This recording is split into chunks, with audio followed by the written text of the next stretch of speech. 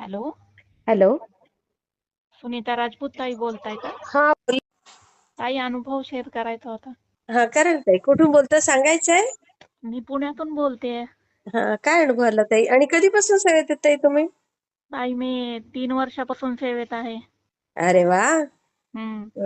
काय अनुभव आला ताई? माझ्या मुलाचं लग्न होऊन 3 वर्ष झालेलं. हा. तर काय माझ्या मुलाला काय मूलबाळच होत नव्हतं. अरे. हा हा, हा. आणि मग त्यांनी डॉक्टरांची ट्रीटमेंट वगैरे सगळं सुरू केलं. हम्म. हा, तर मग मला माहितीच नव्हतं. ते दोघं जायचे आणि मला काही सांगायचेच नाही.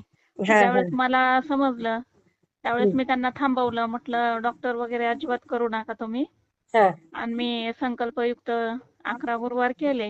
हा हा हा अक्कलकोटला गेले. तिथं मी खडीसाखर, नारळ ठेवला, संकल्प केला हा हा हा. की मी 11 गुरुवार करेन तुमचे, माझ्या मुलाला बाळ होऊ दे म्हणून. आई ग. त्याच्या आईचा जीव आणि एवढा. हो, आणि 5व्या 6व्या गुरुवारीच मला समजलं की अरे. माझ्या की खुशखबर काहीतरी आहे म्हणून. हा, हा, किती सुंदर अनुभव. हो.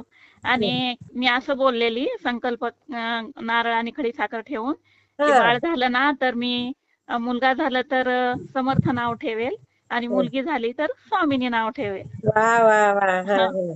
आणि मग मुलगी झाली. अरे वा. हा, मुलगी झाली आता 1 वर्ष झालं. आणि ज्यावेळेस मुलगी जन्मली त्यावेळेस 2 महिन्याची झाली की मी अक्कलकोटला घेऊन गेले तिला दर्शनाला.